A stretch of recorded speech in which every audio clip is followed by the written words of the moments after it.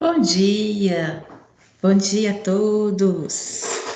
Bom dia, Aline, bom dia, Melina, Glenda, Marcelo, Bia. Sejam bem-vindos. Estão me ouvindo? Oi? Bom dia. Estamos, bom dia.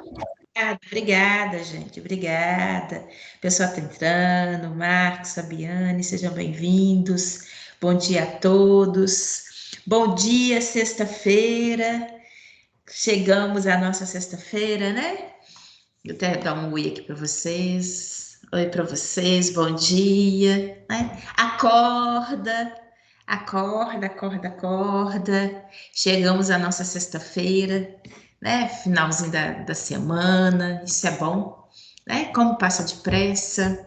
Então vamos dar prosseguimento aqui. Quero fazer a vocês o convite mais uma vez para que participem, para que façam as perguntas, né? Vamos aqui trabalhar ao longo, então fiquem à vontade, tá bom? Deixa eu falar com vocês. Nós vamos finalizar. Semana passada, nós estávamos falando sobre sistema reprodutor feminino e fisiologia, né?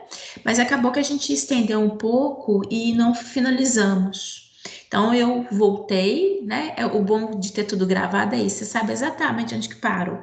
Eu voltei lá no vídeo, vi e coloquei agora, né, os slides que faltam antes da gente chegar propriamente dito aqui no processo de fertilização e desenvolvimento, tá bom? Então eu vou dar esse retorno só para a gente não deixar nada para trás e a gente finalizar, afinal de contas, né, meninas? Nosso sistema fisiológico realmente ele dá pano para manga, né? São muitos hormônios, é muito envolvimento, são muitas alterações, né? Então a gente vai dar prosseguimento, tá certo? Então, deixa eu colocar aqui pra gente. Então, a quem está chegando aí, bom dia a todos. Vamos, deixa eu pegar aqui. Isso. Então, nós vamos dar prosseguimento, tá? Eu coloquei aqui em termos dos slides, dos quais nós não trabalhamos. Eu vou fazer uma introdução aqui para não ficar, né, solto, perdido, mas para todo mundo poder acompanhar, tá certo? Chama atenção aqui que nós estamos falando da fisiologia feminina, né? E aí eu mostrando para vocês, a gente chegou a destacar em relação ao marco, né? Porque o marco na nossa vida é a puberdade. E com ela, nós temos alterações corporais que nos faz ter o que nós denominamos de menarca, que é a nossa primeira menstruação, tá?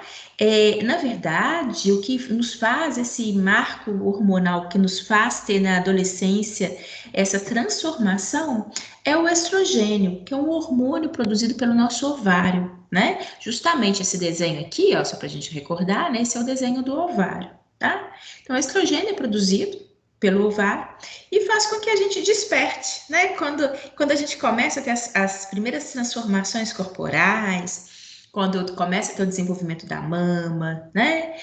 Distribuição maior de pelos pelo corpo, na região pubiana, enfim, toda essa transformação e juntamente com ela, né? A nossa primeira menstruação, que é denominada de menarca. Bem, a partir daí, que eu comentei com vocês, nós chegamos até a ver um gráfico, tá? Que eu comentei com vocês vários aspectos, mas na verdade eu vou. Esse mesmo gráfico se pronuncia adiante, e aí é bom que a gente recorta, tá bom?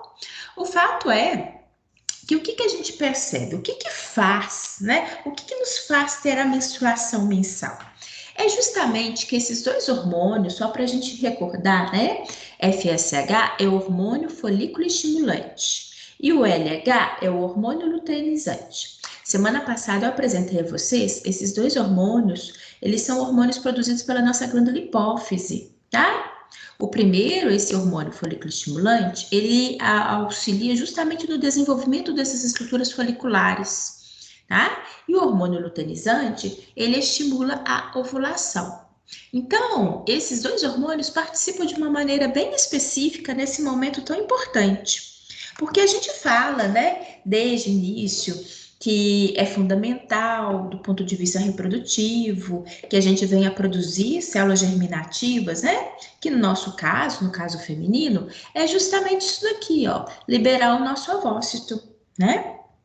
Então, é fundamental que ao longo do mês nós tenhamos transformações a ponto de possibilitar a liberação dessa célula, porque é a partir do momento que eu libero essa célula, que é o que a gente denomina ovulação, que eu estou fértil e, consequentemente, eu possa ser fertilizada e perpetuar a espécie, né? Que é o objetivo central da reprodução. Então, olhem só, esses hormônios, eles vão estimular com que tenhamos, porque nós temos aqui uma grande quantidade de células, né? Ele vai estimular que esses folículos primordiais, que eles começam a se desenvolver. Eles acreditam que aproximadamente todo mês, de 6 a 12 células como essa, começam a passar por um processo de desenvolvimento, tá? Aí o interessante vai ser, vocês vão ver, que desses 6 a 12, ou seja, não é muito preciso, né? Vai chegar um determinado momento que apenas um, olhem, aqui ele colocou a princípio 2 e depois um, olha, apenas um vai realmente seguir todos os caminhos, vai seguir todas as etapas de desenvolvimento folicular. E com isso, no final, eu tenho a formação de um único folículo maduro, que é essa estrutura aqui grande, robusta. Tem uma imagem adiante que eu vou mostrar para vocês que é linda, né? Porque aqui é um desenho esquemático. O que é esse folículo maduro? Percebam vocês que eu tenho a estrutura folicular e dentro dele eu tenho o ovócito, que é a célula propriamente dita, germinativa, né? Então, com a ovulação, reparem vocês, essa estrutura folicular madura se rompe e tem a liberação do ovócito. E esse ovócitozinho aqui vai ser aquele que vai ser recolhido pela tubuterina. Olhem aqui eu venho falando o que eu acabei de comentar ali com vocês, né? Que depois daquele desenvolvimento inicial de 6 a 12 folículos primários, apenas um, né? Na verdade, vai prosseguir todo o processo de desenvolvimento. Aqueles que porventura ficarem para trás, ou seja, não percorrerem essas transformações, eles vão acabar ficando, continuando nesse ambiente e vão sofrer o que a gente chama de atresia. O que é atresia? A atresia é um encolhimento. A estrutura, quando sofre atresia, é como se fosse uma atrofia, né? Ela vai perder vitalidade e ela vai acabar se dissipando no tecido, tá? Então, e aí é interessante, até coloco aqui para vocês, o seguinte, por que sofre atresia? Porque desse universo de 6 a 12, apenas um vai seguir o caminho completo. Gente, para pensar. Nós costumamos a ter, né? Não é fácil, são tantas transformações, a gestação, né? O cuidado, porque depois também a gente não é só ter, né? A gente precisa depois de cuidar, porque nós somos seres totalmente dependentes, né? Os nossos filhotes não é ter o filhote e depois ele sai andando e cuidando da vida, não. A gente tem que cuidar desse filhote, né? Para ele sobreviver. Então, é uma maneira que a natureza, na verdade, tem de propiciar, né? Que realmente venha a ter apenas uma gestação por vez. Ou, a gente sabe, Lucene, mas tem os gêmeos. Quando são gêmeos, a mulher libera dois, né? Mas isso a gente sabe também que na maioria das ocasiões isso é uma raridade. E mesmo assim, quando nós temos gêmeos, são realmente dois, né? Trigêmeos, quadrigêmeos, então, é super raro na natureza. Isso, de alguma forma, é um mecanismo protetor, tá? Então, só para chamar atenção em relação a isso, porque isso é importante do ponto de vista biológico, tá bom? Uma gestação por vez favorece, dá maior probabilidade de que aquela gestação realmente seja vitoriosa, né? E que o desenvolvimento daquele filhote realmente se dê de uma maneira satisfatória, a ponto, né, de imaginar que ele tenha, de fato, maiores condições de se perpetuar, tá bom? Uma coisinha, já que a gente falou de gêmeos aqui, semana passada a gente estava, foi com vocês, não foi? Que vocês me perguntaram a respeito de gêmeo univitelino que casa com gêmea univitelina, não foi? Ou eu tô ficando doida? Eu acho que foi aqui com Foi, vocês. Não foi foi? comigo. Foi. Foi. Obrigada, Melina. É porque tantas turmas e tudo, eu falei assim, gente, eu até busquei, tá? O que eles falam na literatura, e até realmente faz sentido.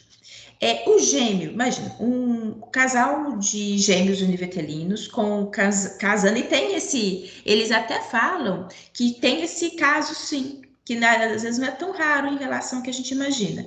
Porque existe um encontro, se não me engano, nos Estados Unidos, que é encontro de gêmeos. Então, eles fazem aqueles encontros com encontro musical, essas coisas assim, de realmente encontrar todo mundo.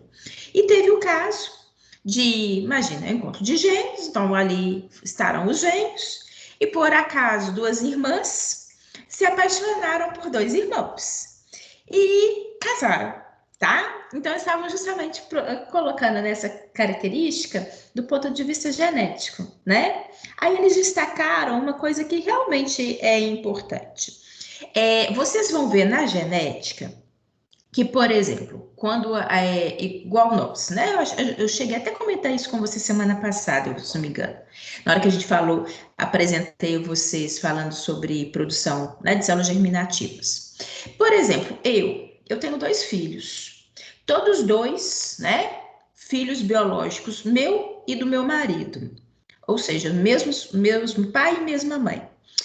Se a gente observá-los, além, logicamente, de sexos distintos, mas eles têm características físicas também diferentes. Existem semelhanças, mas existem diferenças. O que eu quero chamar a atenção de vocês? Que quando nós temos a produção das nossas células germinativas, existe uma variabilidade genética, que é o que vocês vão ver em detalhes na disciplina de genética. Até por um processo denominado crossing over, que ajuda a justificar isso bonitinho. O fato é que, por exemplo, quando a gente se imaginar, né, se eu tivesse tido 10 filhos, esses meus 10 filhos, eles teriam características iguais, semelhantes e características diferentes, porque existe uma variabilidade, né? Na hora da produção dessa célulazinha aqui, existe variabilidade. Aí você fala, Luciene, mas a pergunta é: gêmeo univitelino com gêmea univitelina.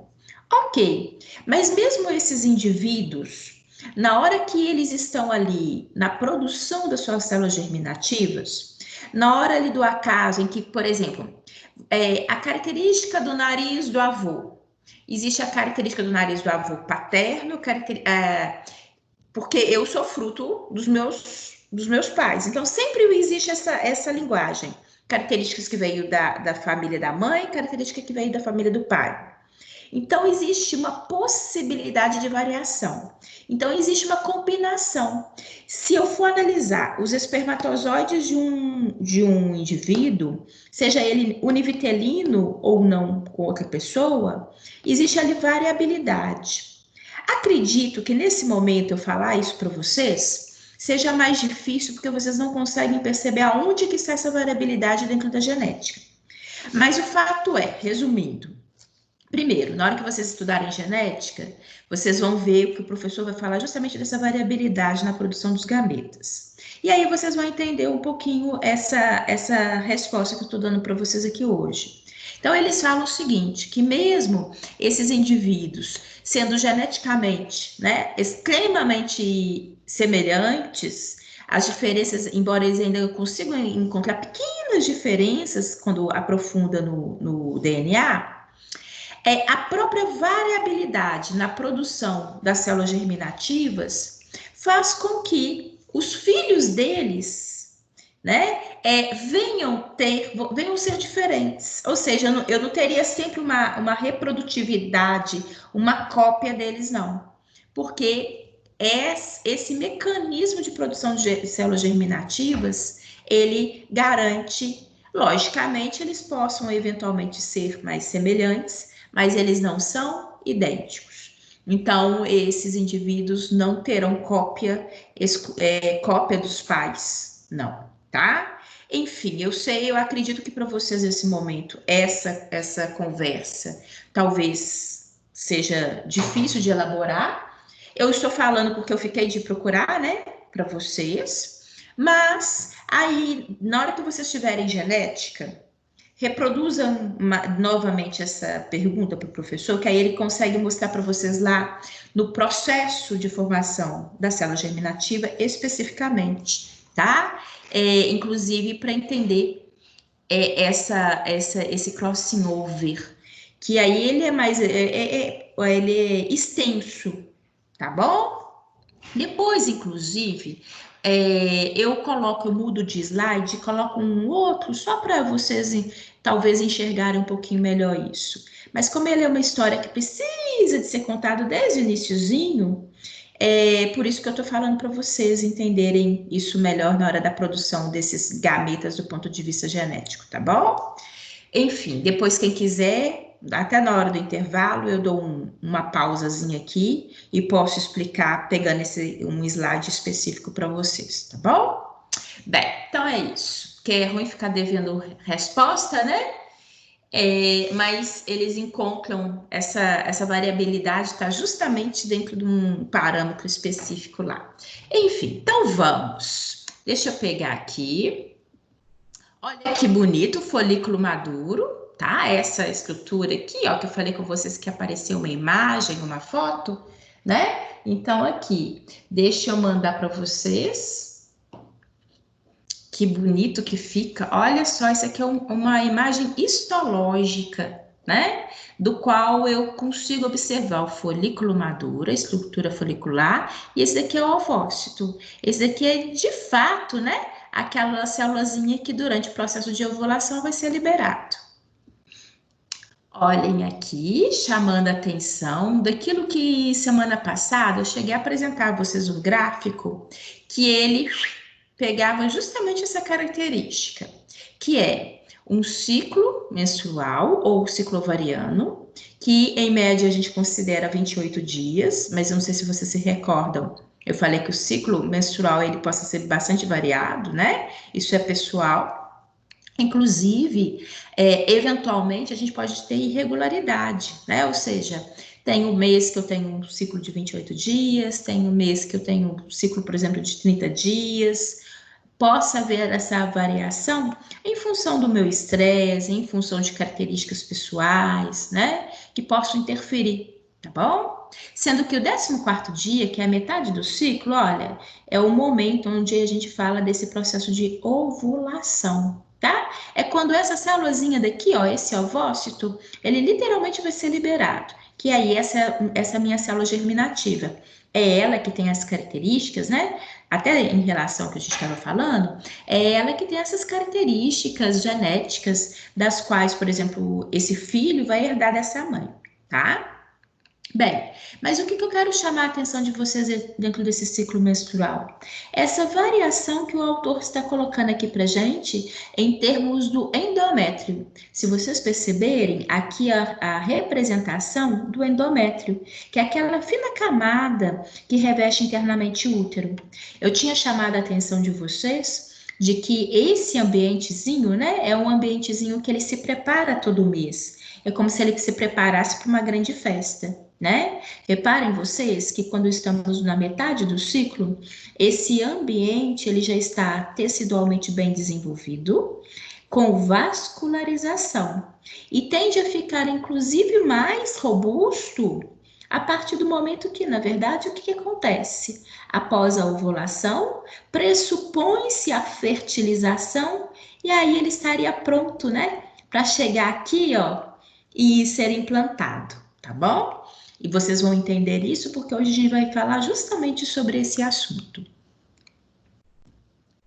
Aqui, destacando a vocês algo que a gente, né, lembram? Hoje no primeiro slide, eu falei com vocês que o hormônio luteinizante é o hormônio que estimula a ovulação. E se vocês perceberem nesse gráfico específico, o autor está mostrando para a gente justamente isso. Por volta do 14º dia, olha, que é quando a gente tem a ovulação, eu tenho o pico máximo desse hormônio. Então, inclusive, só para recordar vocês que é aquilo que a gente falou semana passada, né? Em relação às nossas variações hormonais. Nós mulheres temos esses hormônios que eles são produzidos, né? E eles são produzidos em picos. Há momentos que nós temos grande produção desse hormônio. Depois ele cai novamente para ser reiniciado daí, né, dias à frente. Então, o fato dessa oscilação, desse sobe e desce hormonal, que causa às vezes tantas transformações em nós, né? Inclusive também no próprio humor. Se a gente observar, olhem só, aqui eu tenho a observação não só desse hormônio luteinizante, como do folículo estimulante também, afinal de contas, ele está ali justamente atuando sobre o ovário, né? Estimulando todo esse desenvolvimento das células foliculares. E nós temos, reparem, que o estrogênio, tá? Ele tem um pico antes, o estrogênio ele é importante porque ele, na verdade, ele e a progesterona são hormônios produzidos pelo nosso próprio ovário, né?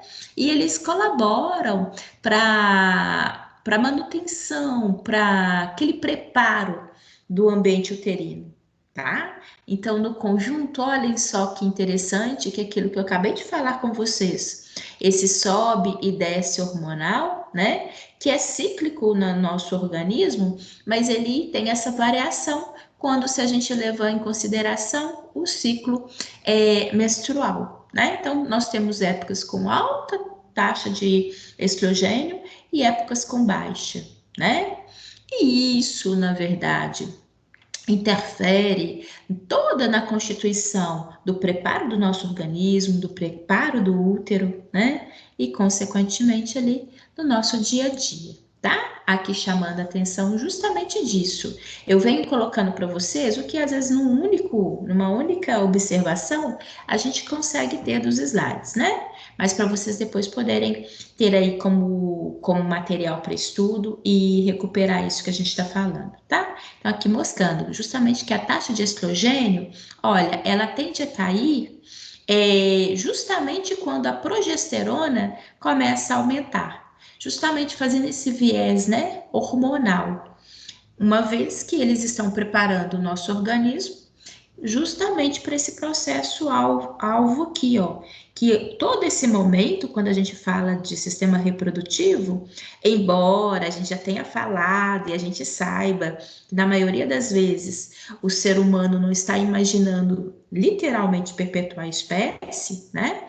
Mas todo o movimento fisiológico é para que haja um preparo do meu organismo para receber a célula que eu vou liberar e que pressupõe-se que possa ser fertilizada, né? Aqui, justamente isso, só colocando para vocês, né? Aquele revestimento do útero que eu tinha mencionado anteriormente, é aquilo que eu falei com vocês. Todos esses gráficos, reparem vocês, que são gráficos que eu peguei, né? Cada um de uma maneira, cada um do ponto de vista até mesmo de desenho e observação, né? Variado, enfim, mas que nos diz absolutamente as mesmas coisas, né? Tem uns como esse daqui, falando exclusivamente do hormônio luteinizante, mas se eu chegar num gráfico como esse, eu tenho tudo falando, né? Enfim, mas é importante para a gente perceber, para a gente recordar e chamar a atenção em relação a esse ciclo menstrual, tá bom? E é importante porque a gente fala esse tempo todo, né, aqui, ó, do preparo do endométrio, ou seja, o preparo daquela fina camada que reveste internamente o nosso útero. Bem, só que na maioria das vezes, né, meninas, o que acontece conosco?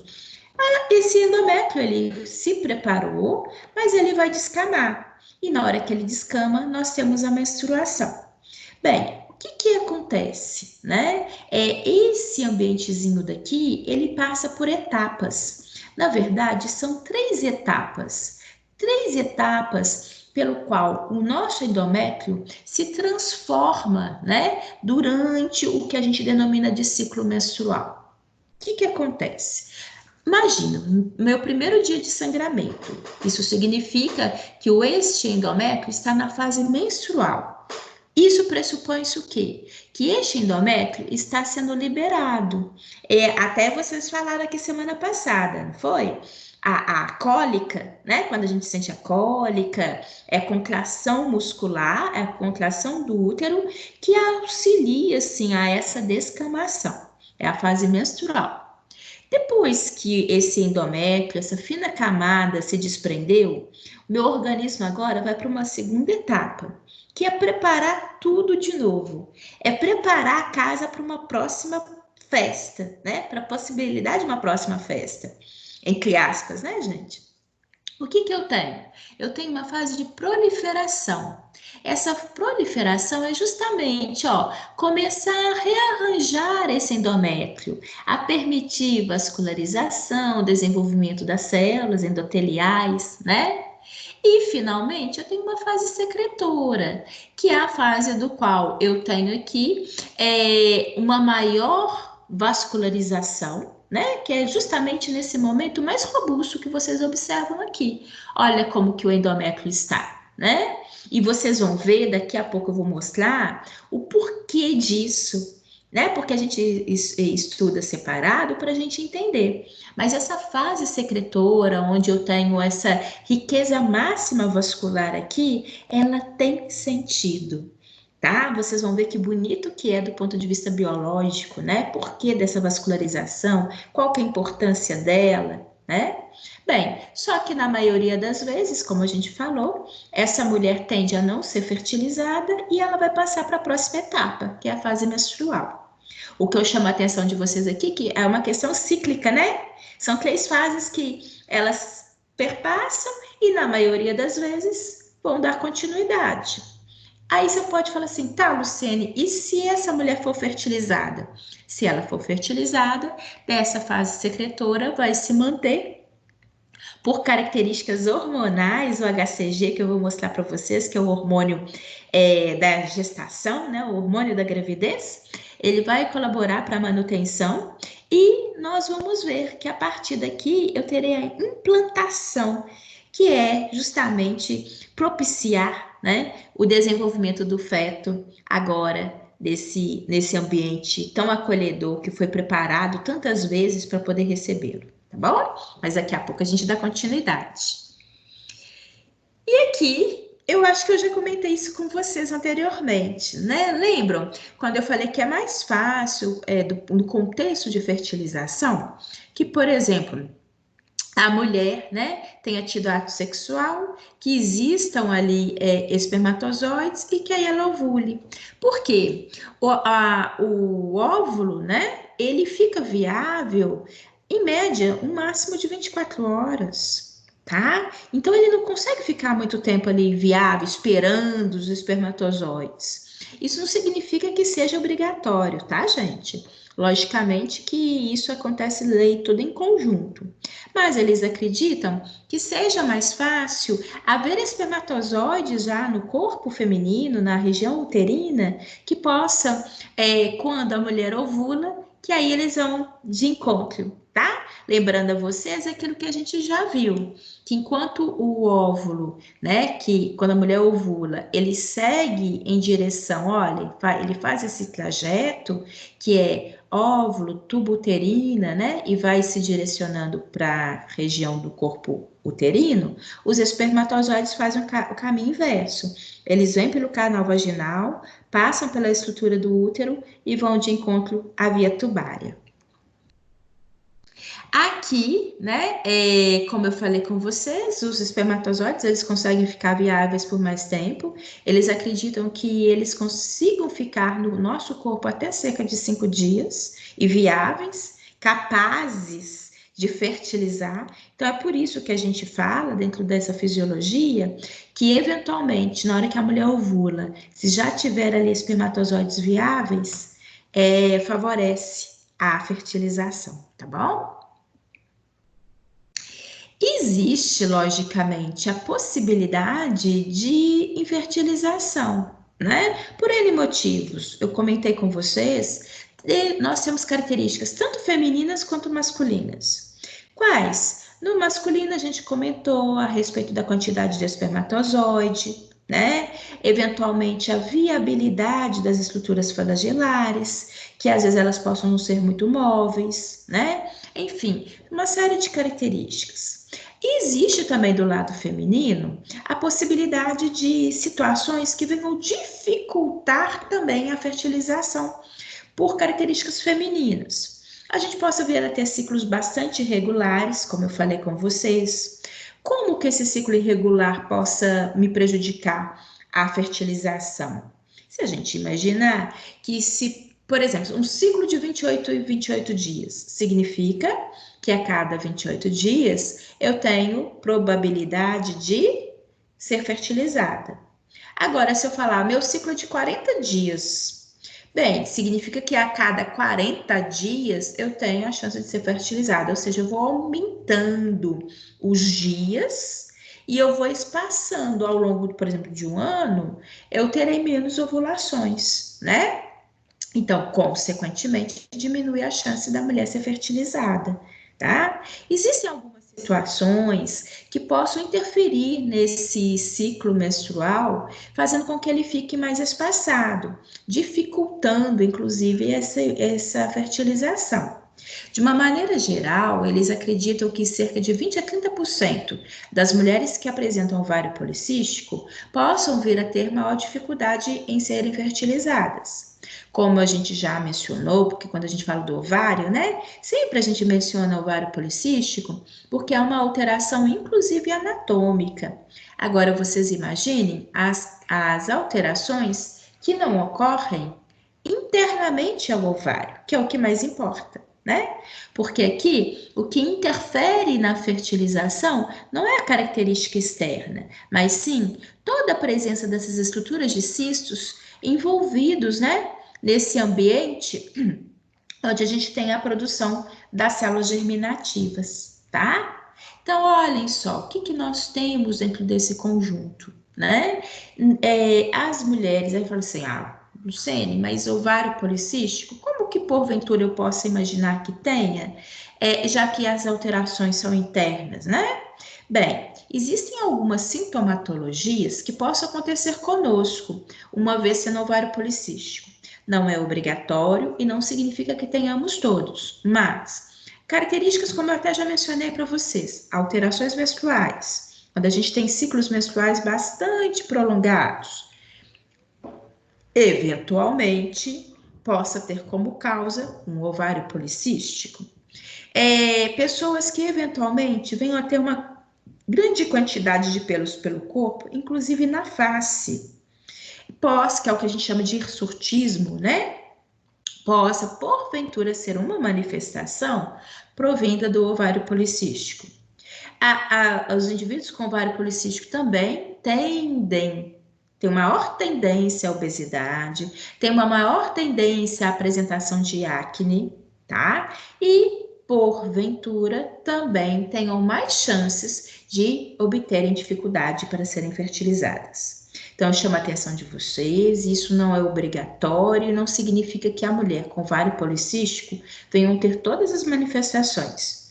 Inclusive, não significa que ela não vai conseguir engravidar, mas pressupõe-se que, eventualmente, ela possa vir a ter mais dificuldade na fertilização, tá bom? É importante porque... Diga, Bia! Bom dia. Bom dia, Bia! Por que provavelmente, talvez, algumas mulheres, você falou da obesidade, por que isso acontece? Porque, olha só, alterações no ovário pressupõe-se também alterações na produção de hormônios. E o ovário, ele produz estrogênio e progesterona. do qual interfere no nosso organismo e essa alteração hormonal possa gerar a nós uma tendência maior à obesidade.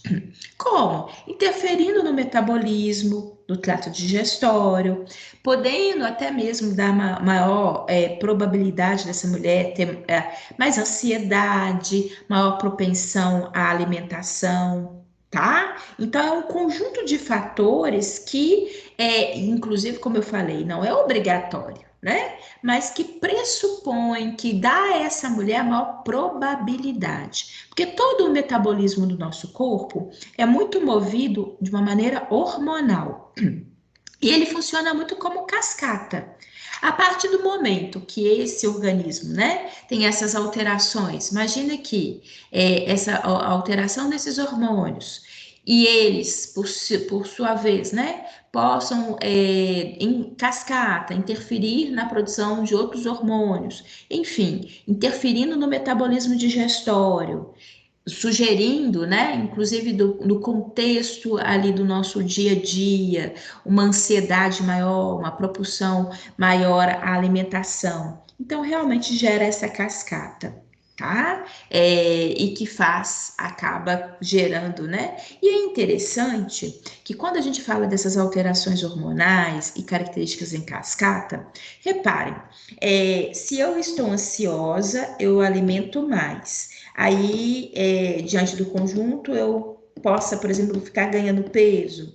Aí, o ganhar peso possa interferir no meu estado de espírito, ficar ainda mais tensa. Então, é uma coisa cíclica. Por isso que é do contexto geral, quando a gente fala em alterações hormonais, a gente tem que ter muito cuidado. Porque às vezes você fala de um ponto inicial, você fala, ó, mas a alteração é nesse hormônio aqui, esse hormônio faz isso. Mas como a característica hormonal ela é muito cíclica no nosso organismo, os funcionamentos, o metabolismo, né, corporal, ele é muito dependente, é como se eu tivesse ali um dominózinho, uma pedrinha que encosta na outra, que encosta na outra. Por isso que às vezes gera essa bola de neve e interfere, né? Vocês vão ver, por exemplo, existem algumas alterações hormonais que as características que ela gera, você fala assim, não é possível. Começou com isso daqui, aí você tem, é justamente isso. Por exemplo, existe uma síndrome de Cushing, que o indivíduo fica obeso, muito pelo no rosto, estrias, barriga em pêndulo, enfim. É tanta característica que você fala, por que disso? Né? Então, Bia, é justamente isso, é uma alteração hormonal, já que esse ambiente, o ovário, ele é uma glândula endócrina, né? Ele produz esses hormônios e, consequentemente, interfere nesse funcionamento que é cíclico que existe no nosso organismo, tá? As mulheres que têm o ovário policístico, elas têm que tomar o anticoncepcional. Qual que é a ação do anticoncepcional na pessoa que tem um ovário policístico? Tipo, que Vocês, ajuda no ovário policístico. é justamente porque o anticoncepcional é hormônio. Até aqui a gente finaliza justamente falando disso. Anticoncepcional, o que que é?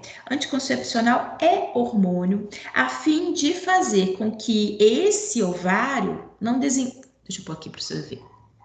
Vou voltar aqui só para você acompanhar o raciocínio.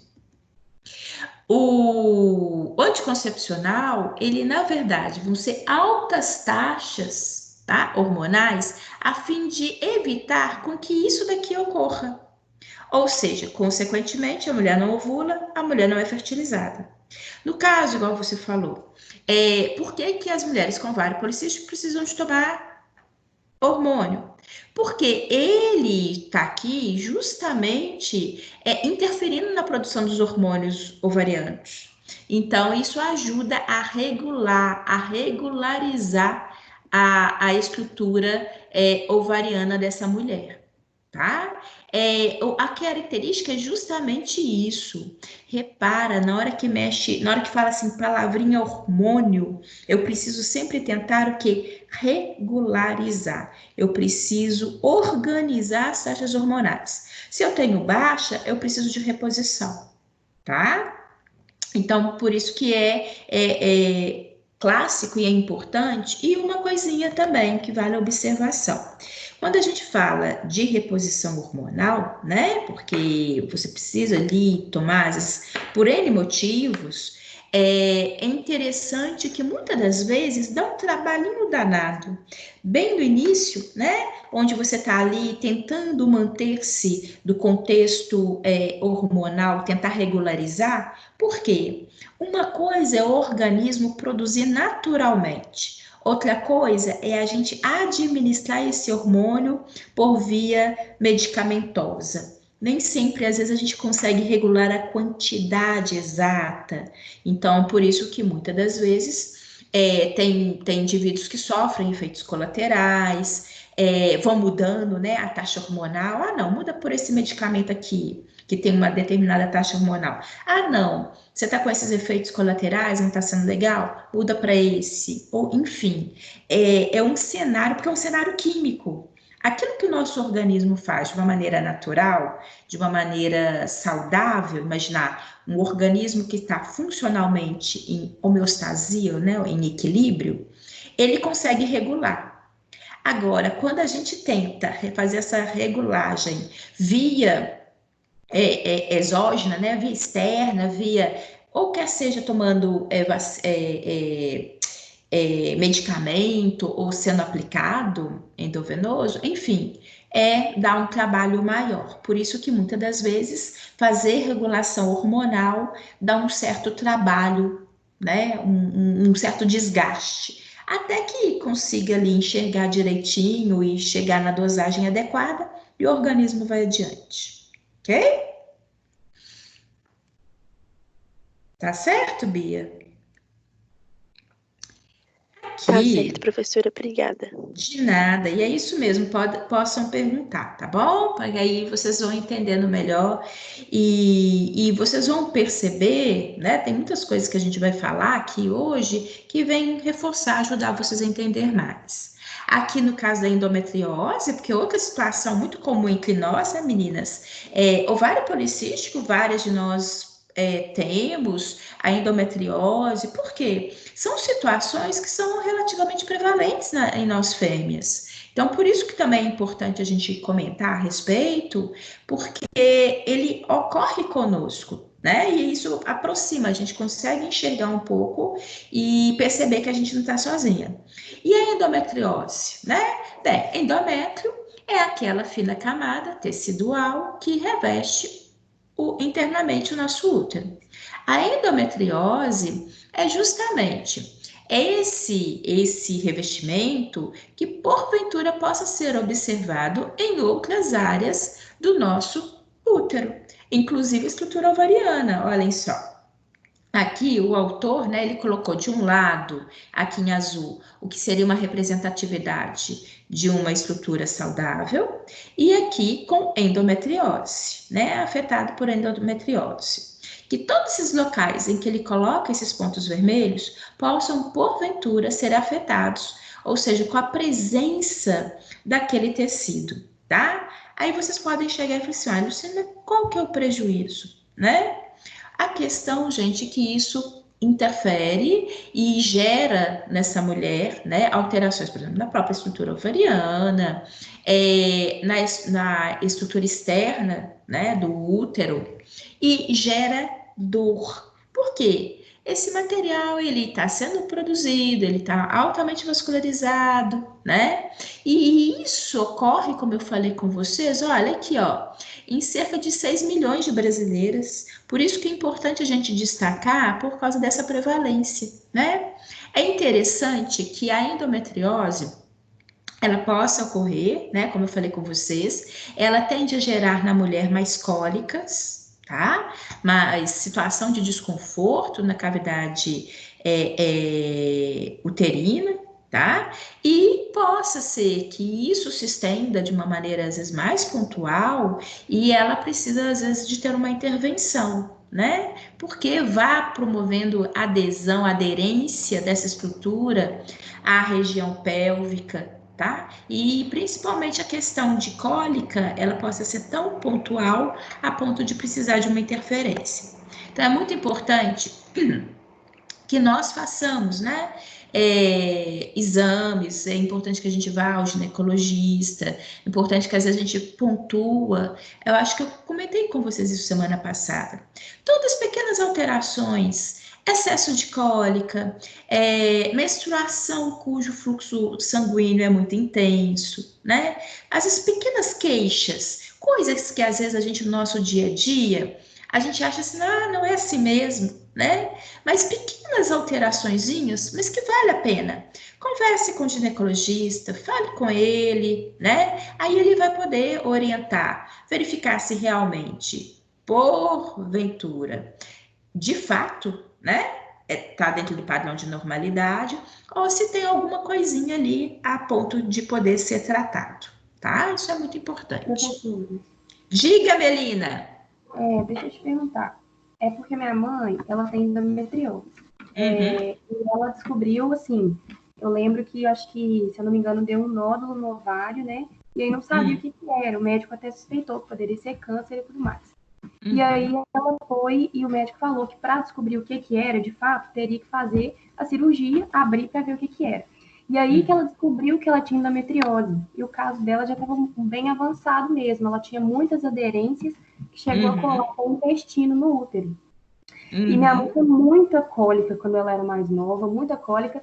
E ela só tem eu de filha e ela falou que ela nunca evitou. Então acho que também isso foi meio que um agravante, né, para ela. Sim, provavelmente, Melina. E aí, assim, a minha dúvida é, tem algum exame que você faça que pode descobrir isso antes?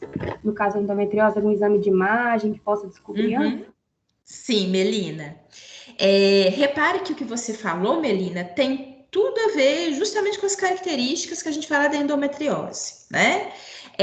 Essa característica de queixa mais contundente de cólica. É muito comum que essa situação eventualmente se agrave mais com o nosso processo de envelhecimento, porque ele só tende a ficar, né, a ser cada vez mais pronunciado. Você comentou, né? Ela nunca evitou. Enfim, todas essas características às quais realmente remete aqui.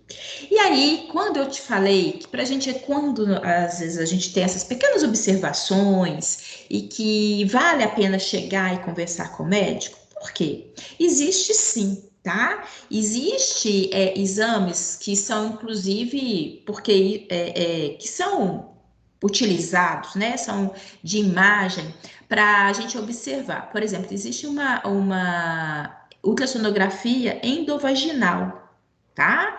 Que é justamente a gente poder observar, tá? Ter essa observação interna da região uterina.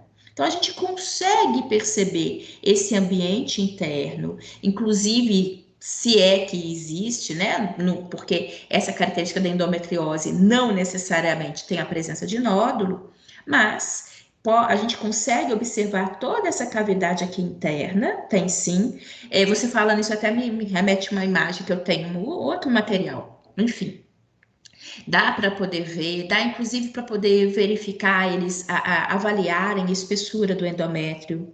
Ou seja, nós conseguimos sim o médico fazer a solicitação de pedidos, ter uma observação de imagem da cavidade uterina, ter também a observação de imagem da região pélvica, tá? Tudo isso por ultrassonografia. E, logicamente, diante disso, né? Para poder ter um diagnóstico preciso, um diagnóstico assertivo. Como todas essas características acabam sendo muito hormonais, então é importante, né, de ser identificado, porque eventualmente possa ter esse reparo hormonal, principalmente se a gente imaginar uma mulher jovem, com perspectiva ou querendo, né, engravidar, eventualmente a identificação disso auxilia muito, né, a ponto de orientá-la e a facilitar, tentar controlar o que está acontecendo e facilitar com que ela tenha a maior probabilidade, né, de engravidar. Então, existem tratamentos que se faz a ponto de que essa situação, uma vez identificada, não venha prejudicá-la, se é que ela assim deseja, né, engravidar. Tá? Então, tem sim, eles são até utilizados dentro de um outro contexto também, porque aqui a gente está falando até de mulheres extremamente jovens, né? Mas, por exemplo, são exames que se faz até para o que a gente denomina de rastreamento do câncer, tá? Ou seja, porque são imagens que a gente consegue obter de uma região cuja observação interna se torna bastante dificultada, né? A não ser que seja por essas vias, e a gente consegue de fato observar adequadamente a cavidade e ali verificar qualquer pequena alteração, tá? Então, por isso que é muito importante. Porque não adianta nada eu ir ao médico, falar com ele, se ele não pudesse ter uma observação, né, mais detalhada, ter realmente um diagnóstico preciso. Então, por isso que é muito importante. Não são exames que a gente faz naturalmente, né, na maioria das vezes. Eles não solicitam esses exames se não tiver uma real necessidade, né? Mas, a partir do momento que se justifique, que venha a ter algum tipo de dúvida, né? Eles fazem e a gente tem ali a oportunidade do diagnóstico e, consequentemente, do tratamento, tá, Melina? É importante, eu sempre gosto de falar disso, que tem umas coisas, gente, igual quando a gente fala, quando vocês estudarem, não, vocês estão aquela na morfo, né, do sistema imune, ali, né, que a gente fala e coloca disso, eu sempre chamo muita atenção, porque tem hora que a gente tem as coisas e parece que nós temos sozinhas, né? Principalmente nós mulheres, igual o nódulo de mama, por exemplo, né? Parece que as coisas acontecem só conosco. E, na verdade, na hora que a gente observa, a estatística nos mostra que nós não estamos sozinhas, que isso acontece conosco e eventualmente com várias de nós, né? Porque a gente não sai daí falando toda hora que tem, mas isso, a partir do momento que você percebe que isso ocorre, que está presente em uma gama maior de mulheres, e que a gente consegue conviver, a gente consegue tratar, e a gente consegue passar por isso, né? Com certeza às vezes fortalece muito, tá? Então, isso é uma coisa que é realmente bem prevalente. Professora, Oi, Melina. é só para falar que eu lembrei, eu acho que, se eu não me engano, o nome era endometrioma. É um cisto com sangue, né? E aí foi essa alteração que minha mãe teve. E aí por isso que teve que abrir para saber de fato o que que era, porque pela imagem eu acho que não tinha como ter certeza, se eu não me engano. Sim. Aí, além, ela tinha. Aham. Sim, é porque a estrutura de cisto, né, é uma estrutura robusta, da qual, inclusive, como é uma região propensa a ter outras alterações, é fundamental, né? Quando tem algum tipo de dúvida, para que se faça a cirurgia, retire o material, a estrutura de cisto, inclusive internamente, ela tem um líquido, né? Então, é até mais fácil de diagnóstico, porque o cisto não de forma, ele não é maligno, né? Mas muitas das vezes eles precisam de ter a retirada do material para realmente ter a certeza do que se trata. E é fundamental porque é aquilo que a gente fala, né? Diante de uma pequena possibilidade que seja, mas quando se tem alguma dúvida daquela de ser, né, benigno ou maligno, é sempre importante a biópsia. E de qualquer forma também, outra coisa, mesmo sendo benigno, né, essa região é uma região em que eventualmente aquela estrutura ela possa crescer, possa prejudicar, né, o funcionamento orgânico daquele indivíduo. Então, realmente é mais propício, de fato, né, a identificação e a retirada, tá? É isso, ou seja, o cenário feminino, ele é realmente uma estrutura, um ambiente do qual a gente tem que ter um cuidado redobrado, né? Igual a estrutura uterina. É única em nós, é algo a mais, justamente em função daquela terceira função reprodutiva que a gente destacou semana passada, que nós temos os rapazes não, né? Então, um local a mais de observação e de cuidado é muito importante. Aqui, chamando a atenção, como eu até, diante da pergunta, né? Lembra que eu falei que o anticoncepcional, ele é literalmente hormonal, né? Justamente, estrogênio e progesterona, que são aqueles dois hormônios produzidos, né? Pelo ovário. Então, nós, aqui, a gente é sempre, né? Sempre quando tem farmacologia nas matérias, que a gente sempre às vezes finaliza falando sobre isso, sempre recordando, chamando a atenção. Nós não devemos tomar nenhum medicamento por conta própria, né? Mesmo a administração de anticoncepcional, sempre aí no caso, se for, né, procurar ginecologista, até as instruções, verificar qual que eventualmente ele acredite juntamente com você, qual que seja melhor, né? Então, a gente fala aqui sobre medicamento no sentido instrutivo. O fato é que os anticoncepcionais, a gente sabe que no passado as mulheres tinham queixas muito grandes com a administração de anticoncepcional, né? Porque a carga o anticoncepcional é hormônio. Só que a carga hormonal dele, ele vem diminuindo e ele vem sendo diminuído os efeitos colaterais a partir do momento que os medicamentos atuais, eles tendem a atuar de uma maneira mais específica no ovário e tendendo a não gerar maiores prejuízos em outras instâncias do corpo feminino. Porque antes acabava incidindo, interferindo em vários outros aspectos do nosso funcionamento orgânico. Inclusive até essa questão de obesidade, não sei se vocês já ouviram falar. Eles tinham a tendência de promover o ganho de peso, né? Justamente por essa questão cíclica hormonal que eu já mencionei para vocês anteriormente. Bem, de qualquer forma, a gente ainda continua a ter mulheres que não se adaptam ao anticoncepcional oral. Então, por isso que eu sempre falo com vocês, a gente fala dentro desse contexto para a gente saber do que acontece, mas a administração, o qual, né, anticoncepcional tomar, qual medicamento iniciar, deva ser de observação e acompanhamento médico, tá? Isso é muito importante. Justamente por causa dos efeitos colaterais, aí é importante chamar a atenção, por exemplo, mulheres que às vezes têm prejuízos, né, ao sistema circulatório, sejam hipertensas, enfim, justamente por causa desse cenário, de que uma vez uma característica hormonal, ela possa incidir sobre outros sistemas, conforme a gente já falou anteriormente, tá? A gente utiliza o anticoncepcional a partir do primeiro dia da menstruação, né? A gente toma uma cartela que ela tem 21 dias e depois do 21º a gente vai dar uma pausa de 7 dias, que é aí quando nós teremos a menstruação. Como eu falei com vocês, ele é uma característica hormonal e ele vai evitar justamente que essa mulher ovule. Se ela não ovula, consequentemente, ela não tem condições de ser fertilizada, tá? Professora. Então, diga, pode falar. Tem a minha amiga, ela emenda a cartela inteira, ela toma um mês inteiro do anticoncepcional. É normal? Bia, eu já até ouvi até da minha ginecologista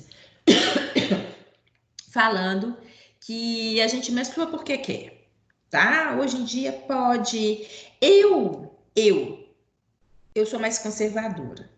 Eu não gosto muito disso, não. Eu acho que é interessante o nosso organismo passar pelos ciclos, justamente associando toda essa fisiologia. Mas existem mulheres que fazem isso, às vezes até mesmo assistidas, né, pelo ginecologista, e, enfim. Eu acho interessante, pelo menos, né, e que ela, se ela faz isso, que realmente ela seja assistida pelo ginecologista, não faça isso de cabeça. Para ele poder orientá-la, que provavelmente ele vai pedir para ela de tempos em tempos parar um pouquinho, tá? Mesmo que ela realmente ligue, né, uma cartela com a outra, assim, alguns meses, mas o nosso organismo também precisa de intervalos, né?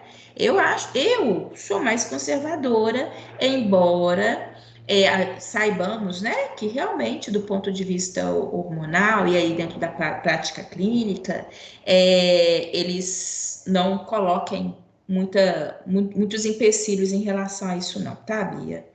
Mas, eu gosto muito, eu acho que é dar um descanso para o organismo, né? Porque hormônio, você está ali incidindo sobre o hormônio. Logicamente, tô indo para a praia, né? Vai cair justamente naquela época. Bem, nada impeça, né? De que eventualmente, de vez em quando, a gente possa fazer isso. Então, aí, nesse sentido, acho que seria bem-vindo essa prática. Agora, imaginar isso sempre, eu acho mais prudente dar um descanso para o organismo, tá bom? Mas, como eu falei, Entendi. como tem realmente, eles falam que às vezes tem até a questão da injeção, né? Que também dá maior tranquilidade e leveza para a mulher no sentido de não ter que sempre ficar tomando medicamento ou sempre tendo ali a menstruação. Então, isso são práticas. O fato é que aí sempre com assistência do ginecologista, tá bom? Obrigada, Lu. De nada, Bia. Desse ponto de vista, eu sou meia. Eu acho que tudo mais certinho possível, né? Aí eu fico mais tranquila, porque organismo, gente, a gente não pode facilitar, não. Bem, aqui.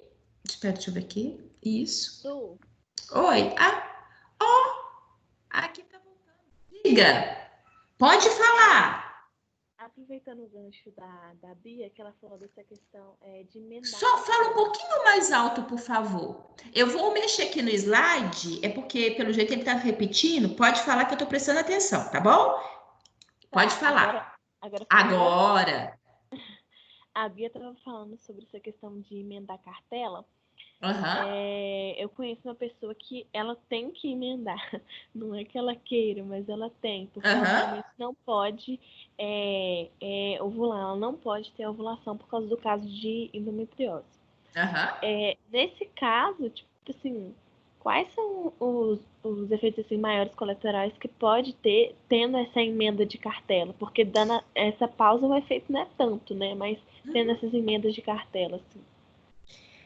Deixa eu ver aqui, Fabiane. Fabiane, eles falam que não dá, não existe de uma maneira real na literatura que essa prática necessariamente vai causar maiores prejuízos a essa mulher, não, tá? Tanto é que realmente a minha ginecologista fala, sangra porque quer, ela é bem prática. Sangra porque quer, hoje em dia não precisa, justamente porque, do ponto de vista de observação, eles hoje em dia não colocam isso com maiores prejuízos, mesmo de futuro. O fato o que eles já observaram, independente de fazer, de ser contínuo ou não, nós estamos incidindo sobre hormônios, né? Então, eventualmente possa ser que essa mulher, se algum dia, né, igual no caso você está falando de uma mulher que realmente toma, porque ela não deva de forma alguma, por uma característica orgânica, ela é instruída a realmente emendar. Mas pressupõe-se, por exemplo, essa moça que falaram anteriormente, que ela faz isso como prática hoje, que daqui a um tempo ela queira engravidar. Possa ser que o organismo, até para poder se desvencilhar desse excesso de medicamento, né? Ele às vezes possa levar um tempinho mais, a partir do momento que ela fala assim, agora eu parei de tomar e quero engravidar. Existem alguns organismos que às vezes possam demorar um pouquinho mais a se desvencilhar, né, desse excesso medicamentoso e, de fato, às vezes ali está pronto, por exemplo, para uma gestação, tá? Isso não é obrigatório, isso é orgânico, cada organismo às vezes reage de uma maneira diferenciada. Mas, a partir do momento que quanto mais você toma, quanto mais intenso for todo esse protocolo, logicamente que eu caio na perspectiva maior de, eventualmente, na hora que eu quiser parar com essa prática e iniciar um outro ciclo, né? Por exemplo, no caso, o ciclo, inclusive, de fertilização, que essa mulher às vezes tem um pouco mais, demore um pouco mais de tempo em relação a isso, tá? Agora, para quem imaginar que não vai querer, por exemplo, engravidar, não tem, realmente não tem tido. Tanto é que eles, uma prática que eles fazem. Talvez lá na menopausa ela possa, às vezes, ter uma observação ou alguma interferência maior hormonal, né? Mas que isso não garante também, porque essa característica de alterações na menopausa também acaba sendo variado de mulher para mulher, e a gente não tem aí uma perspectiva real, né? De que possa ser mais difícil, ou possa ser menos ostensiva as alterações em função do anticoncepcional. Então, não cai, não, nesse cenário, não, tá? Realmente, eles utilizam dessa prática justamente porque, a princípio, até os dias atuais, não tem conferido maiores prejuízos a essa prática, tá? Realmente isso não tende a ter maior. O que eventualmente possa ter de alteração é pessoal, que às vezes aconteceria, independente ou não dessa prática. Diga, Melina, Eu de novo. sem problema. A Fabiana estava falando esse negócio de emendar cartela, mas será que, no caso dessa pessoa que ela comentou, ela não faz o uso do anticoncepcional direto mesmo, não? Porque minha mãe, ela toma e ela não tem pausa, ela tem que tomar direto, porque Então, é isso a que ela está endometriose... falando. Ah, É tá. tomar anticoncepcional sem dar a pausa de 7 Ah, dias. entendi. É porque eu tinha entendido que a pessoa tomava o anticoncepcional e não fazia a pausa, emendava. Não, ela não faz a pausa, ela emenda. Isso. É uma cartela em cima de outra cartela, que é isso que ela faz. Né? Por causa daí, no caso que ela falou, que a pessoa realmente também tem endometriose, que é uma prática que se faz, né? Para regular hormonalmente, tá? Minha Mas mãe eles também, não. Aproveitar, assim, Oi, pode, perdão? pode falar, Fabiana. porque você tinha falado, Melina, em relação ao exame, né? Mas eu acho que isso depende muito de médico, porque quando essa pessoa foi fazer, o médico especificou no laboratório que tinha que fazer o ultrassom e com quem tinha que fazer o ultrassom, porque ela só confiava naquela pessoa. E realmente foi um exame, assim, muito, assim, detalhado que a minha irmã já tinha feito. Ah, no caso, minha irmã, né? Já falei. A minha irmã já tinha feito antes ultrassom, só que o profissional que fez não conseguiu ver. E nesse local que ela fez, conseguiram. Porque teve tipo assim, foi totalmente diferente, sabe? Era muito mais detalhado. E a gente estava até comentando aqui em casa outro dia que às vezes eles encaminham para lugares que são mais específicos para tal coisa, né? Porque talvez tenha uma clínica muito boa de imagem, mas ela faz mais casos, por exemplo, é, de, de mamografia. Agora tem outro lugar que faz mais de outra coisa, de abdominal. Aí, de acordo com a especificidade de cada um, fica melhor, até para o diagnóstico do médico. Até por isso que a gente tem que ter um cuidado muito grande, porque existe dentro da prática clínica, né, ali os médicos, os especialistas, e a gente percebe às vezes condutas. Um chega e fala uma coisinha, o outro eventualmente acha que pela prática dele que devo fazer diferente. Então a gente vai se baseando aqui no contexto fisiológico. Existem algumas coisas que definitivamente fala que não pode. Mas aqui no caso, igual vocês estão falando desse emendar a cartela, né? É uma praxe que se faz na maioria dos casos, sem nenhuma outra, né, uma restrição tão pontual. Embora igual que vocês estejam falando, exista, né? Às vezes, se eu vou num ginecologista, se eu for no outro, é que nem em relação à reposição hormonal na menopausa. Tem uns que são adeptos, tem outros que não. Então, no contexto, a gente tem uma opinião geral, dentro do que está aí dentro da ciência. Mas, logicamente, com esse cuidado de que quando vocês procurarem, né, profissionais, sempre tentem buscar profissionais com essa recomendação. Isso que a Fabiane falou, sim, até esses médicos que fazem ali ultrassonografia, os exames por imagem, tem uns que são mais específicos, por exemplo, ultrassonografia de gestação, outros, enfim. E logicamente que aí dá uma afinidade na própria observação, porque tem que ter o feeling da coisa, né? Porque aquelas imagens de ultrassonografia, a gente olha assim, às vezes para o leigo, ele não consegue entender nada, enxergar nada. Então, o profissional também precisa ter a expertise, o feeling de perceber que determinados detalhezinhos ali, se ele colocar um zoom, se ele aprofundar em termos daquela imagem, ele conseguiria identificar uma coisa mais pontual, né? Então, é muito importante, sim. Por isso que na hora que a gente fala desse contexto clínico, eu sempre falo, gente, é importante procurar um profissional da área do qual você confie, porque aí ele vai conseguir, né? Nós aqui falamos dentro do contexto geral. O importante é ser assistido por um profissional competente da área. E é isso que você falou, Fabiane. Eventualmente, um bom médico ali dentro do consultório dele, ele também vai saber te indicar profissionais de confiança dele, porque a prática clínica dele diz isso para ele, que determinados locais, determinado profissional, ele consegue de fato procurar e se tiver alguma coisa, encontrar. Ele tem esse feeling, né? Então, isso também é muito importante aqui para gente.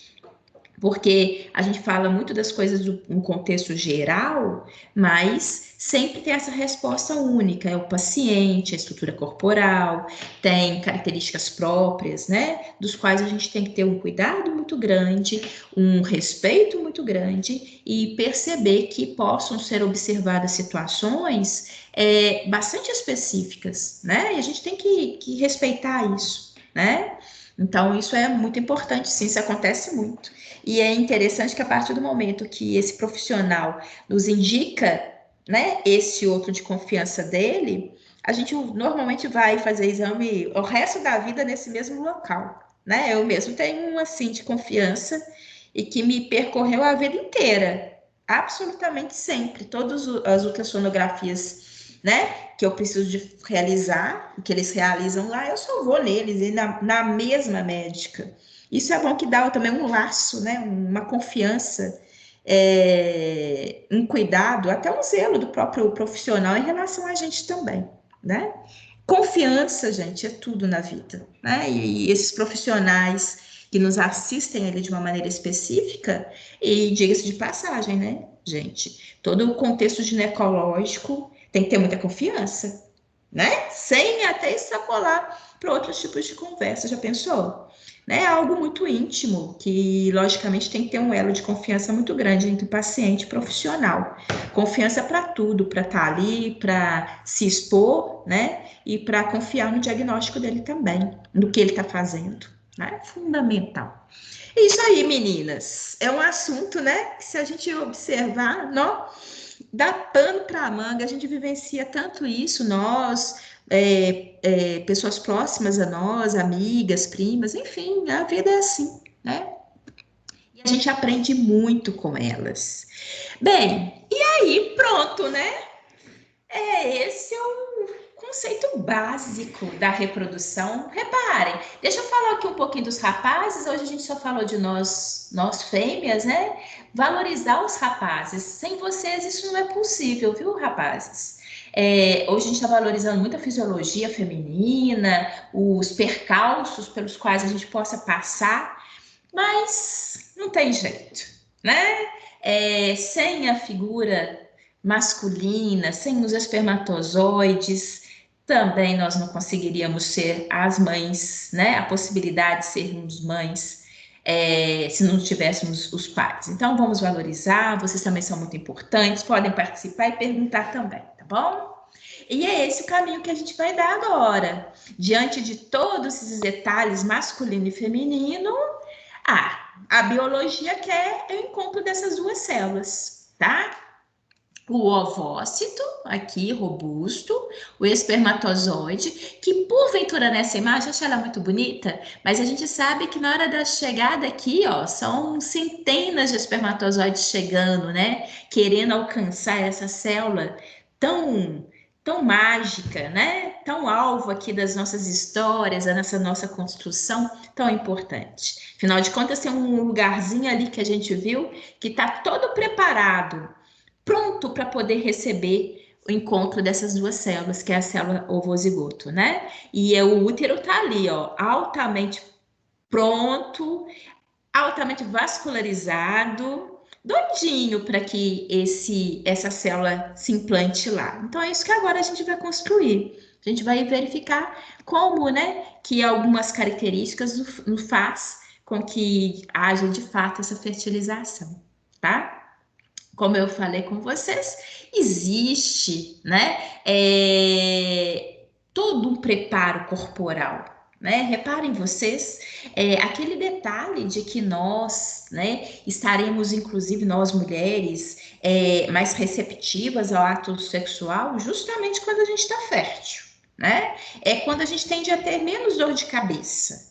É justamente porque são mecanismos que colaboram, porque a mulher ela nem percebe, né? Ela nem, na verdade, ela nem sabe tanto assim. Logicamente, tem umas que têm consciência, mas no dia a dia ali, a mulher às vezes nem tem a noção de que ela esteja tão receptiva, mas por uma característica fisiológica, né? E isso é o nosso organismo nos preparando, porque como a gente viu, a intenção é que a gente possa ser fertilizado, né? A gente vai perceber que o útero já está ali totalmente pronto para receber tão ilustre presença e dar continuidade, né?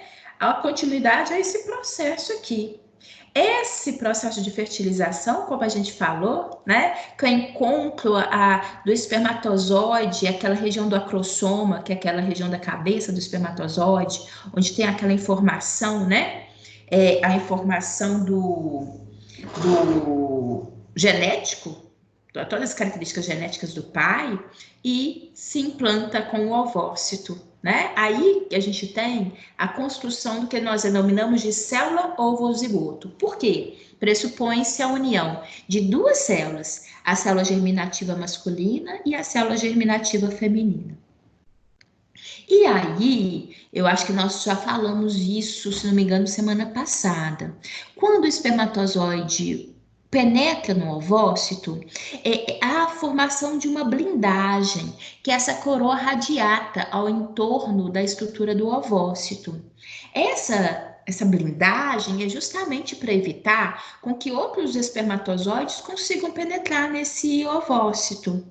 Por quê? Porque, como eu falei com vocês, existe isso, tem hora que isso ocorre, mas se isso ocorrer, na verdade, essa fertilização ela vai ser incompatível à vida. Então, vai ser uma situação de fertilização que não vai evoluir, tá?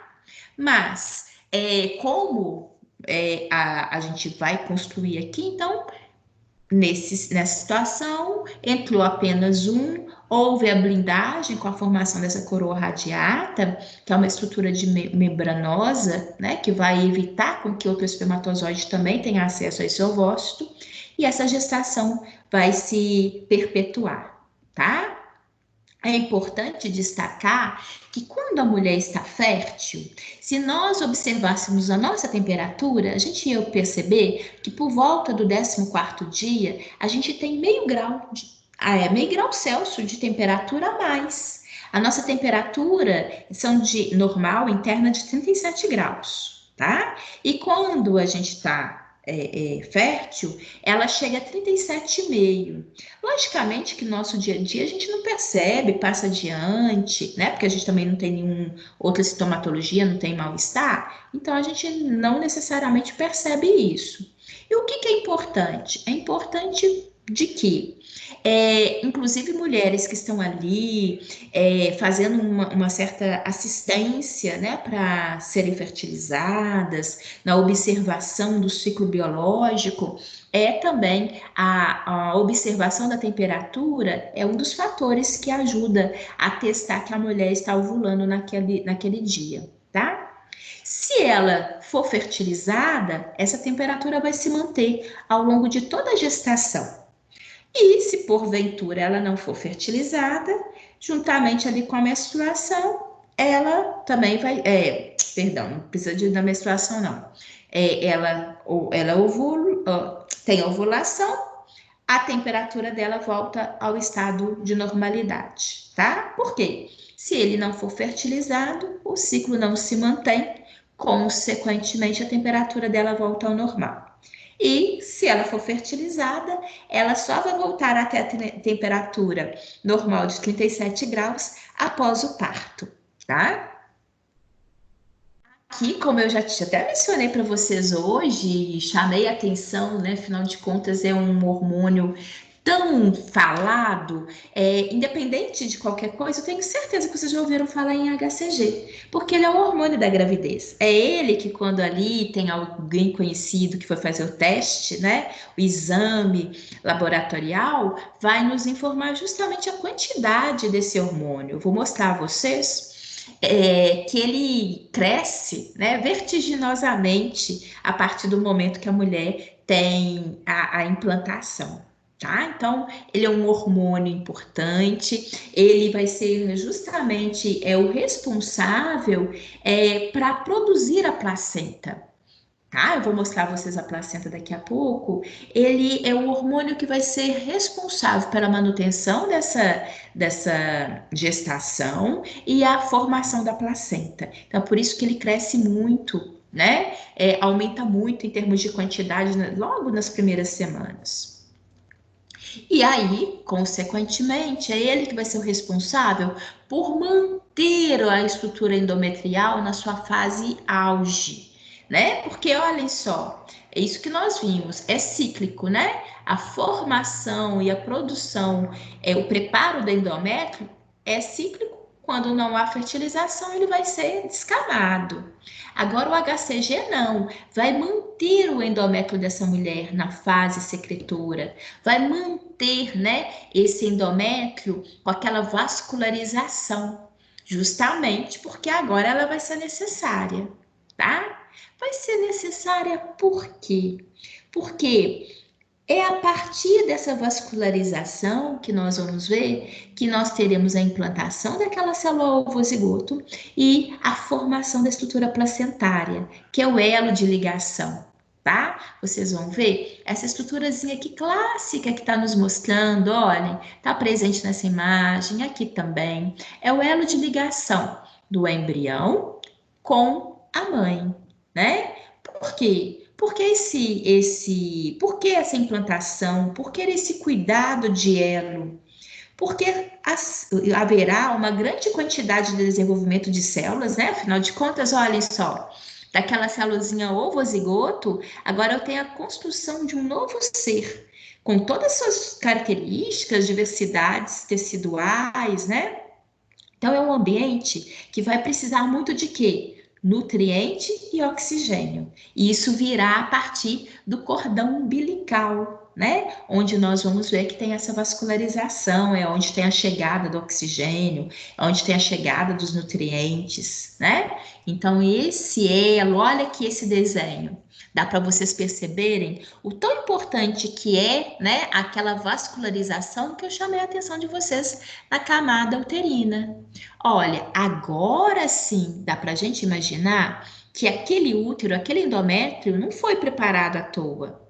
Ele se preparou porque ele é importante porque é a partir dele que se estabelece a vascularização e nós teremos, né, a formação da estrutura placentária que irá proteger, envolver, né, literalmente permanecer ao longo do período gestacional, fundamental como elo de ligação entre bebê e a mãe. Olhem só. E olha que bonito. Essas são imagens de placenta, né? Reparem que eu tenho a estrutura da placenta aqui e esse é o cordão umbilical. Ele vai ligar a estrutura da placenta em relação ao feto, tá? É importante porque a placenta, a gente fala que, primeiro, ela é uma glândula endócrina. Então, ela será a maior glândula endócrina do corpo dessa fêmea durante o período gestacional. A placenta, ela também é multifuncional. Ela funciona, ela trabalha como por exemplo, a semelhança ao pulmão, né?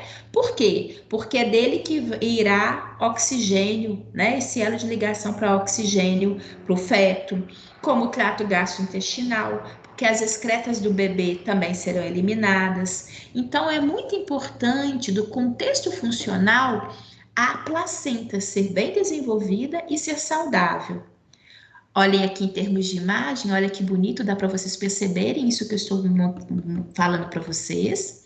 Essa é a estrutura da placenta. Ela aqui, ó, reparem, essa vista daqui é a vista que vocês estão vendo desse lado daqui, ó.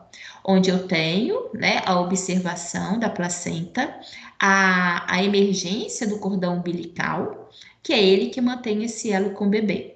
É através desse cordão umbilical, só para vocês terem uma ideia, ele tem aproximadamente 50 a 60 centímetros de extensão. E nele tem 3 vasos sanguíneos, tá? Na verdade, o que nós temos? Nós temos 2 vasos arteriais e um vaso venoso, tá? E é onde irá suprimento de oxigênio e nutrientes para esse bebê. E aqui, chamando a atenção, né, é uma vista em contato com a camada uterina, que é a superfície materna, tá? O qual é fundamental a observação da placenta, a estrutura da placenta ao longo de toda a gestação, porque ela estar saudável, implantada adequadamente, garantirá de fato o desenvolvimento, né, ao longo das 40 semanas de gestação. Aqui, olhem só, como eu falei com vocês, né? As funções da placenta, ela funciona, né? Executada como pulmão, trato gastrointestinal e rins. Por quê? Porque ela permite a entrada de oxigênio e retirada do CO2, tá? É a partir dela que vão substâncias nutritivas para o feto, e além de poder receber, né, as excretas, porque ao longo do desenvolvimento, o feto ele começa a liberar excretas, que vai ser também levada, né, para esse ambiente de placenta, tá? Então é muito importante, como eu falei com vocês, por isso dessa garantia, né? Olha que bonito. Aqui tá mostrando, olhem, justamente aquilo que eu chamei a atenção de vocês anteriormente. Essa vascularização, essa riqueza, né, da estrutura placentária, esse íntimo contato com a estrutura do endométrio. Então, é fundamental todo esse elo, essa presença, tá? Olha que bonita, né? Dá para vocês perceberem a estrutura, ela é grande, né? Robusta, como eu falei com vocês, é a maior glândula endócrina, uma vez estando grávida, é a maior glândula endócrina dessa mulher. Tá? Aqui, ó, 650 gramas de peso. E aqui, ó, esse cordão umbilical, acho que dá para vocês perceberem bem nítido aqui, esse material gelificado, né? Um material gelatinoso, que na verdade é importante, até para vocês entenderem. Eu falei que existe, né, nesse cordão umbilical 3 vasos, né? Duas artérias e uma veia. Então, esse material gelatinoso, ele na verdade ajuda a envolver esses 3 vasos e protegê-los, né? Para que não haja um atrito entre uma estrutura de vaso com a outra, para eles não ficarem aqui soltos. Então, existe esse material gelatinoso, ele até recebe um nome, que a gente fala geleia de Watson, mas que ajuda a preservar essas estruturas de vasos sanguíneos, tá? E só como característica, aqui no cordão umbilical, o vaso venoso é o transportador do oxigênio, tá? E os vasos arteriais, eles transportam um sangue pobre em oxigênio. É contrário, né, do que normalmente se tem na nossa circulação, mas é característica aqui da vascularização aqui do cordão umbilical, tá? É importante porque ela é uma glândula endócrina e ela, consequentemente, produtora de hormônio. E ela vai produzir hormônios que vão preparar não só, né, o corpo da mulher durante o período gestacional, como também começa o preparo do corpo materno para depois também, tá? Em que sentido? Inclusive na ajudar a estimular a produção de leite, tá? Olha que bonita essa imagem. Ele tá até dormindo, gente, e é isso mesmo, né? Eles dormem. Aí, se a gente acha que possa tirá-los daqui, né? E pôr ali no berço quietinho, sem fazer muitos movimentos, porque ele tá dormindo, ele vai ficar quietinho. Ih, gente, é a conta. É a conta de tirar ele do Professora, peito e pôr ali no berço que ele chora. Diga, Bia. você tá Pode falando, eu falar, tô até Bia. rindo de tanta saudade que você tá sentindo dos seus, né? Ô, você acredita? Eu tô com um instinto maternal esses dias. Eu vejo essas fotos da saudade. Mas na hora que eu recordo um pouquinho, eu falo assim, tá bem empregado. Tá ótimo. Deixa os meus meninos à fase que já estão. Diga, Bia. Mas é exatamente isso. Dá mesmo, viu? Porque é uma fase muito gostosa. Não sei se vocês já passaram por essa fase, vão passar. É uma fase muito boa, tá? Dá um carinho, um elo muito grande nessa época, então, de amamentação. É um elo muito grande, muito importante, né, para o bebê e muito prazeroso para a mãe também, né? Agora, a gente dorme pouco, tá, meninas? Não é por nada, não. A gente dorme bem pouco. Faz parte. Vale muito a pena. Olhem só aqui, como eu falei com vocês, todo acompanhamento da estrutura da placenta ao longo da gestação é importante, tá? Vocês já devem ter ouvido falar, mas fulano tá com a placenta desprendida, né? O que vem a ser isso? Reparem aqui que essa seria a estrutura da placenta normal. Tá? Localização mais próximo do fundo do útero, né? Bem acoplada, bem aderida ao endométrio, então, essa seria uma constituição, uma presença da placenta adequada. O que é ela desprendida? Desprendida é quando ela começa a se soltar da camada endometrial. Então, começa a ter uma vazão sanguínea. Por que dessa vazão de sangue? Eu vou voltar aqui no desenho só para vocês perceberem. Imagine isso aqui sendo desprendido. Eu terei, né, presença de sangue nesse espaço.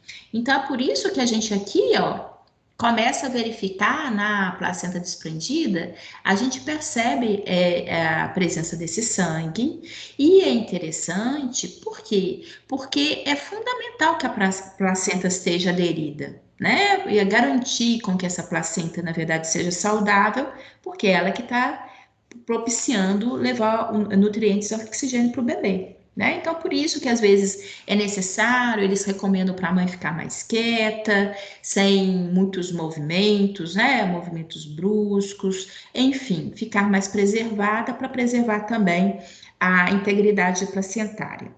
E além da placenta, ela também possa se deslocar, ela sair desse ambiente de fundo, né, uterino e vir, e literalmente, se vocês perceberem, ela possa tamponar o colo uterino, que é o canal do parto, né? Então é importante, por isso que é fundamental ter toda essa observação ao longo gestacional para poder avaliar, né, a estrutura placentária e, consequentemente, poder ali tomar medidas protetivas para essa gestação, tá? Professor, Diga, eu acho que é Marcos, não é, Marcos? isso. Diga, Marcos, só fala um pouquinho mais alto, por favor, Marcos. Quando a placenta ela muda de lugar ou ela é desprendida, ela afeta a formação do feto ou não afeta em nada? Não, possa não afetar o desenvolvimento, mas é importante que se avalie porque ela possa gerar problemas, tá, Marcos? Porque, como é ela que dá oxigênio e nutrientes, rompimento, qualquer coisa que venha comprometer os vasos presentes ali no cordão umbilical, possa inclusive gerar óbito do bebê. tá? Mas não significa que essas alterações necessariamente vão incidir sobre esses problemas maiores. É justamente por isso, nessa observação, nesse acompanhamento, porque se ela já está tendo desprendimento, deixa a mãe mais quieta, enfim, isso são medidas protetivas. Então, não significa que essas alterações necessariamente vão gerar prejuízos, não. Muitas das vezes isso ocorre e eles simplesmente vão instruir e vão auxiliar a manter isso da melhor maneira possível, tá? E aqui no caso, quando é a placenta prévia, é importante porque, eventualmente, uma situação como essa possa prejudicar, por exemplo, o parto normal, né? Por quê? Então, é por isso que é muito importante, e normalmente essas alterações, elas tendem a ocorrer principalmente numa fase mais adiantada da gestação, a maioria das vezes. Então, por isso que é muito importante também, quando está ali se aproximando da hora do parto, e como é que a gente sabe? Pela contagem das semanas, né? Como eu vou apresentar a vocês, uma gestação, ela tem em média 40 semanas, podendo não se estender por mais de 42, tá? 42 em um dia já significaria fora do prazo. Então, a gente precisa ali, durante o período, né, gestacional, quando a gente sabe que está evoluindo para a proximidade das 40 semanas, realizar estudos de ultrassonografia, né, mais próximos, mais frequentes, para ir acompanhando, porque qualquer alteraçãozinha possa ali fundamentar para na hora do parto, ou às vezes incidir, né, sobre até uma cesárea, se assim for necessária, tá? Então, por isso, ou seja, não significa obrigatoriamente que essas alterações vão gerar obrigatoriamente prejuízo ou prejuízo no desenvolvimento ou morte, não. É importante que elas sejam acompanhadas, tá? Justamente para se evitar problemas futuros, tá bom? E aqui, né, como que realmente uma mulher fala assim, não, estou grávida, né? É só pelo teste de farmácia? Normalmente o teste de farmácia é o primeiro que a gente faz, que é aquele que tá ali, né, à mão, aquele que, ai meu pai do céu, né? Será que eu tô? Será que eu não tô? Enfim, mas várias ações, várias observações colaboram para isso. Tem um diagnóstico clínico, que é até observacional, né? A própria característica da mulher, algumas alterações da mama, porque logo no início a gente já tem transformação, né? Existe também o diagnóstico hormonal. Eu vou mostrar cada um desses aqui para vocês, tá? Tem o diagnóstico hormonal, que aí é literalmente o laboratorial, a avaliação da quantidade de HCG, né? E a ultrassonografia, que nós vamos ver que diante, né, de um exame laboratorial positivo, ou seja, atestar que aquela mulher esteja grávida, é fundamental que se faça uma ultrassonografia, né, ali logo de início. Por quê? Primeiro, eu preciso realmente atestar que aquele aumento hormonal é de fato devido a uma implantação. É importante a gente atestar que a implantação ocorreu no local adequado, ou seja, que está tendo desenvolvimento embrionário no útero, porque tem a possibilidade da gestação ectópica, né, que é a implantação na tuba uterina, e também atestar os batimentos cardíacos, que aí viabilidade realmente de saber que foi implantado, saber que o embrião está ali se desenvolvendo, né? E saber a quantidade. Porque, embora na maioria das vezes realmente a gente venha ovular uma única célula germinativa, mas possa ser que sejam 2, né? Ou mais, né? Cada vez fica mais raro, mas não deixa de ser. Então, tem aquela perspectiva ali. Então, é importante também avaliar a quantidade. Isso tudo é importante porque não só para solidificar, né, esse diagnóstico de gravidez, a viabilidade, tudo direitinho, mas até mesmo dar discernimentos futuros. Afinal de contas, se houve uma implantação ectópica, é sabido que ela não tem condições de progredir e possa colocar em risco, né, a vida da mãe. Enfim, ajuda também a dar um prognóstico e um direcionamento ali desse acompanhamento gestacional. Né? Que é sempre, por isso que é muito importante, sempre destacar a pré-natal, né? A mulher ter a identidade, saber que ela está grávida e fazer acompanhamento pré-natal, que é fundamental para garantir uma gestação saudável, né? Para a mãe e para o bebê, tá? Que é fundamental. Porque, caso contrário, algumas situações possam colocar em risco o desenvolvimento embrionário e até mesmo a saúde materna, né? Por exemplo, tem mulheres que às vezes descobrem que tiveram gestação ectópica na hora das cólicas, na hora que eventualmente a situação ocorre, né? E aí às vezes realmente é motivo de cirurgia às pressas, tá bom? Então, vamos fazer o seguinte, tá na hora do intervalo, tome um cafezinho aí, né? Aquela acordadinha básica, que a gente volta já já, tá combinado?